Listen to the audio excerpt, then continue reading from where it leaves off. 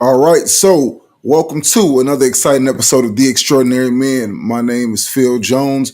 I'm one of the hosts of the Extraordinary Man podcast. So today we're going to have a brief conversation about something I think will be extremely insightful just for you. So today's title is Three Easy Ways to Find Peace in Your Life. Got my little list right here, so we're going to go ahead and go through it real quick. Number one, always keep a list with you at all times. So, first things first, learn to forgive. What I mean by learning to forgive is that you have to learn how to let go of stuff, but you also have to learn how to accept the fact that whatever happened, happened, and allow yourself the ability to move on from it. When I talk about forgiveness, I don't mean just forgiving people for what they've done, what they did wrong for your childhood, forgiving your parents, forgiving old friends, or trying to heal old wounds from past relationships. But one of the most important people that you have to forgive is yourself. Whether you realize it or not, a great deal of the hurt and the anguish that we feel, and a lot of the reasons why it's difficult for us to move on and find inner peace, is for the things that we still blame ourselves for.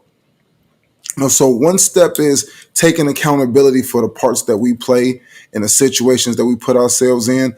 Another part is where we take the time out to say, you know what? I know what happened. I know what I did. I know what part I played. However, I understand that I was at a different place in my life. And I have to accept the fact that I was at a different place in my life, and also accept the fact that mistakes are going to happen. I'm going to make them. You're going to make them. We're all going to make them. Another part, which kind of ties into this, will be my number two. Number two is learn to let go of the past. It's so easy to pinpoint reasons why you do what you do or why you have certain behaviors. Commonly, I hear this all the time. Oh, well, I do this thing, or I'm this way because such and such happened. Insert traumatic past life experience here. That's a choice. And whether you want to own it as a choice or not, that's for the individual to decide for themselves.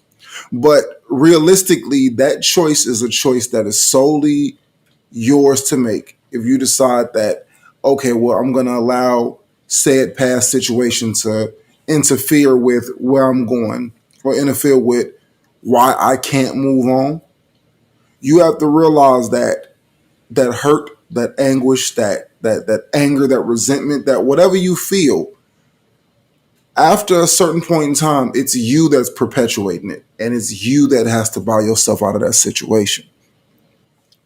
Last but not least, part three.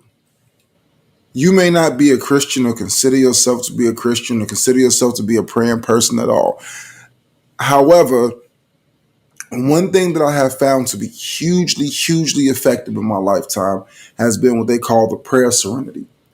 Prayer serenity is something I've lived my life by since I've been an adult.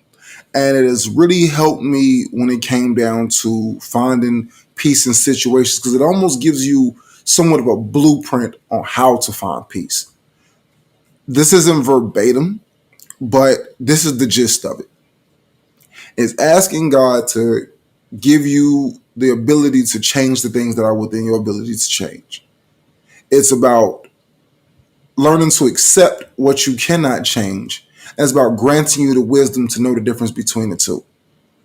So, for instance, if my finances are messed up, I have all the power in that situation to fix my finances.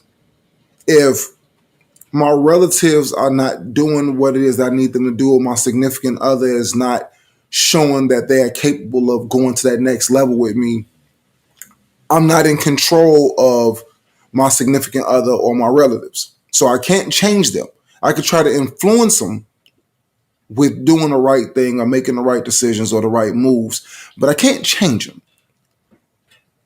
Also, it's just really honing down and pinpointing and understanding that you can only extend yourself so far before you have to pull yourself back, because clearly that person who just doesn't get it, either they're not trying to get it or they just don't get it. And sometimes there's no better teacher than life itself.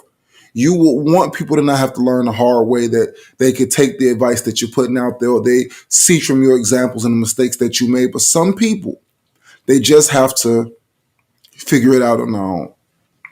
As unfortunate as it is, that's kind of the way that the world works.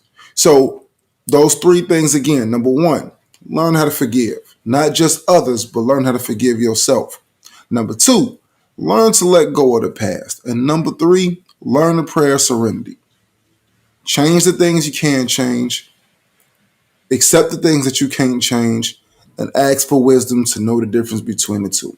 That's my time, guys. Make sure you check us out for the next video with me and King Midas. Let's go.